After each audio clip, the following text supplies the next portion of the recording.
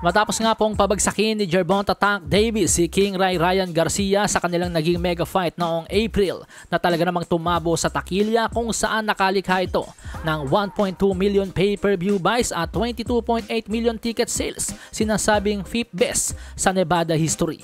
Matapos yan sinabi antimano ni Tank Davis na siya na ang bagong face of boxing. Are you now? I'm definitely face of boxing. Absolutely. Bagay na inalmahan naman po ni Saul Canelo Alvarez at sinabing siya pa rin ang face of boxing. Pero mukhang hindi na nga po maikakaila mga amigos na parang pasisid na talaga ang karera ni super middleweight undisputed champion Canelo Alvarez in terms of ticket sales and pay-per-view buys. Ito ay dahil sa kanyang huling laban kay Jermell Charlo ay hindi po nakasold out ng venue si Canelo Alvarez. Ayon sa ilang mga netizens mga amigos na nagpost ng kanilang pictures at videos. During the event, marami nga daw po talagang bakanting silya sa laban. During co-main event, makikitang marami pa rin bakanting silya na kadalasan nga po kapag co-main event na ang laban halos puno na dapat. Makikita rin sa venue na may mga kinurtinahang parte. Bago ang laban, nagpost din ng isang netizen at ipinakita ang dami ng bakanting silya sa isang apps. At ibinaba nga daw po ang presyo ng ticket ng 21% habang papalapit ang laban. Maging ang matchroom promoter na si Eddie Hearn na dating nagpo-promote ng mga laban ni Saul Canelo Alvarez hindi nga po nagustuhan ang sinapit ni Canelo sa kamay ng PBC. Aniya, Canelo's a superstar. I felt the fight was underwhelming in terms of buzz.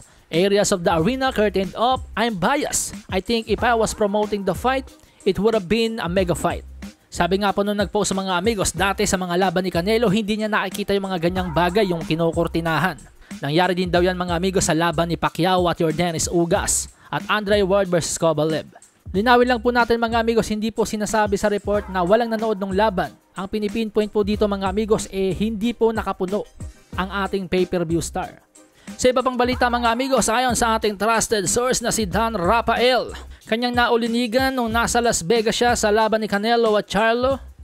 Bulong-bulungan na sa December 9 isang pay-per-view ang ilalabas ng Showtime kung saan bibida na naman po sa isang exhibition match si Floyd Money Mayweather at ang lupet ng magiging undercard mga amigos, Danny Swift Garcia versus Erislandy Lara para sa WBA strap sa middleweight division. At Keith One-Time Thurman versus Eimantas Stanionis para sa WBA regular welterweight strap. Pero wala pa pong kumpirmasyon niya mga amigos, ulitin ko lang sa inyo. Ito po yung naulinigan lamang ni Dan Rafael sa sagsagan ng laban ni Charlo at Canelo sa Las Vegas. Pero ang rumors na yan mga amigos, ang bulong-bulungan na yan ay hindi po galing sa Marites. Siyempre hindi po ilalabas ni Dan Rafael, isang kilalang boxing insider. Kung ang isang rumors ay galing naman sa hindi mapagkakatiwalaang tao, malamang galing yan mismo sa bibig ng mga taong may direktang koneksyon sa matataas na tao sa Showtime or sa mga mismong trainers at boxers. Malasahin ang baraha, patunayan mo sa akin ha. Sino man ang mabunot na kalaban, di ka tatakbo ha.